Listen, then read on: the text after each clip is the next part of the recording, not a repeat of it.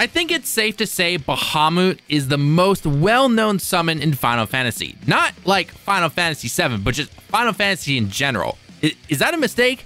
I mean, especially after that amazing fight in Final Fantasy XVI. Either way, we here at Direct Gaming will show you how to actually prepare for this boss battle, then break it down on how to take down said boss, and then finally unlock this powerful summon. Okay, so if you saw our previous guides for Phoenix, Alexander, and Kuchita, then first we need to cover how to prep for the sanctuaries, then explain the boss battle itself, and finally, then you can obtain the summon. Videos in the top right corner if you haven't done those yet. In order to obtain Bahamut here in Final Fantasy VII Rebirth, you need to fight it at the combat simulator, which is anywhere you can find Chadley. Now, we can either fight this summon at max power, which is a real challenge, or we can be smart about it. Just like with the previous and future summons tied to the open world, you need to find and analyze 3 crystals around the area that you're in this case, Cosmo Canyon. Once that is done, you can go ahead and fight Bahamut at a lower power level. Now, before you hardcore peers go into the comments saying that a true gamer will face this challenge head on and all of that, you will have to find these crystals regardless because it actually enhances the summon and there is some end game stuff later on. So you can either struggle in the boss fight, then find the crystals, or you can be smart about it and find the crystals and then fight an easier version of the boss to unlock the summon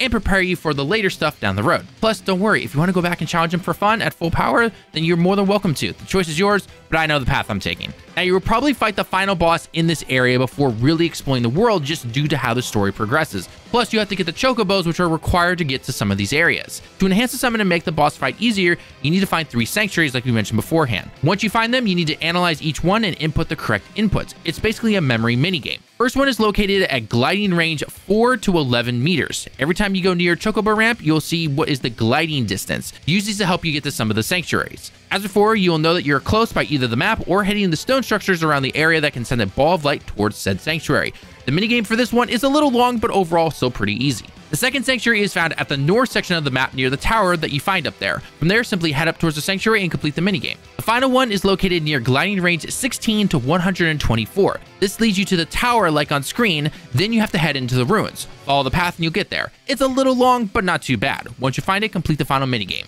One thing to note, as always, is that you don't have to do these sanctuaries in any particular order. I myself went in the particular order of 1, 2, 3, but if you do it in a different order, that's completely fine. Once you find all 3, it's time to take on Bahamut. Fast travel over to Chadley and select the summon entity Bahamut. Make sure to scroll down to select power level 3 and then go ahead and pick your team. I personally went with Cloud, Tifa, and Aerith. I would place this boss fight kind of in the middle, harder than Alexander, but definitely easier than something like Phoenix. When you end up scanning Bahamut like always, you will see that he's actually not weak to anything, just like Phoenix. However, this boss fight can easily be pressured by simply using synergy skills, which is R1 and the face buttons, and synergy abilities. One thing to note also from the scan is the scattered particles that will attach to you and explode after a while.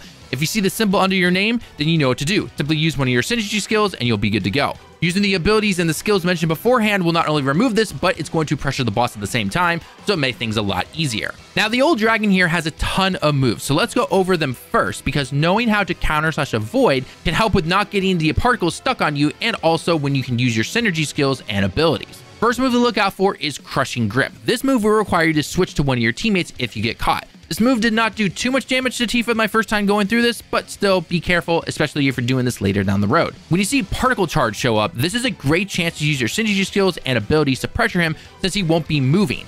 After a while, he will transform, aka he transforms his arms. This is also a chance for me to show you how to get rid of the scattered particles. Notice the icon next to Aerith's name? Just by using a simple synergy skill, make sure you complete it, it will then get removed. After he transforms, he will start using slash combos with his new arms, including Gale Wind Slash, Whirlwind Slash, and Soaring Slash. All 3 can be blocked or dodged, so not too difficult. Final move to look out for is Vulcan Onslaught. You can perfect block this or use a barrier to help you get out of the way. Oh, and I guess I forgot his Flame Breath, you know, since he's a dragon-like creature, but you kind of know, just get out of the way of that one. Now, I won't lie, if you can get Tifa up into the air, which is a pretty easy synergy skill with her and Cloud, then you can kind of cheese a decent amount, even with Cloud, by the way, where you basically won't touch the ground for a while. It's slow damage, but it helps get your ATB bar, and it kind of keeps Bahamut focused on you until everyone can kind of get their abilities in order. Then it can help set up for synergy abilities as well. Using abilities like Firework Blade can help a ton to stop Bahamut in his tracks and pressure him even more. I absolutely love this move between Cloud and Aerith. Just keep in mind the particles, but as you probably will see in the B-roll, it's honestly not that hard of a challenge. Keep hitting him until you finally stagger him for the first time, then go in with your big moves. When the stagger phase ends, he'll enter his Giga Drive mode. To play things safe, I summoned Phoenix to give everyone a free res just in case he got his ultimate off. One move to watch out for is his Infernal Rush, though it is blockable, so if you time it right, you'll be just fine. One move that you don't want to block, however, though, is his Homing Barrage, as this will actually stun the character, so you better get moving. Like most battles in this entire game, Aerith's Prey ability is very helpful here, so definitely use it if you have 2 AT bars to spare. Twin lasers may look like a big move, but it's actually super easy to dodge, especially again if you're Tifa in the air. Other than that, not too much to worry about here. Funny enough, I never targeted the wings even though you could. I even beat him before he finally got his Giga Flare off, which was pretty funny to be honest. But regardless of that, keep doing everything that we mentioned beforehand until you finally take this mighty beast down. Now, here's a full run of the boss fight sped up a tad to show you how to take Bahamut down. This guy is a really fun summon to have, and his finishing move is just super powerful. Done and done. I myself personally gave him the Tifa to use. If you enjoy the guides, then a like on the video shows us that you enjoy this type of content, and don't forget to check out our other Final Fantasy VII Rebirth boss guides, summon guides, and full playlist in the top right corner and pinned comment. Thanks for watching the video. I've been Talon with Direct Gaming. I hope you have a great day and week, and can't wait to see you all in the next one. Johnny.